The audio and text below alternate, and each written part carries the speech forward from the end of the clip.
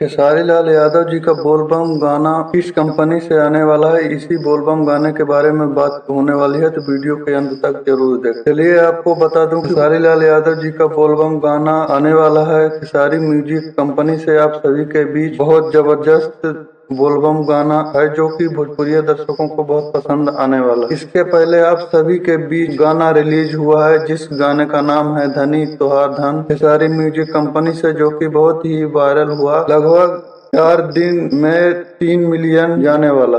अब खेसारी लाल यादव जी ने अपने बोलबम गाने का शूटिंग वीडियो गाना कंप्लीट हो चुका है। लगभग सावन आने में 4 या 5 दिन बचा हुआ है, इसीलिए खेसारी लाल यादव जी ने बोलबम गाना होने वाले हैं। खेसारी म्यूजिक वर्ल्ड के यूट्यूब चैनल पर आने वाला है। इस वीडियो में नजर आने वाले हैं खेसारी लाल यादव और रानी एक्ट्रेस। अब बात कर लेते हैं पोस्टर आप सभी के बीच आने वाला है आज या कल। खेसारी लाल बोलबम गाने का पोस्टर आने वाला है। पोस्टर आने के बाद टाइम डेट सब कुछ बता दिया जाएगा। वीडियो पसंद आए तो वीडियो को लाइक, चैनल को सब्सक्राइब जरूर करें। धन्यवाद।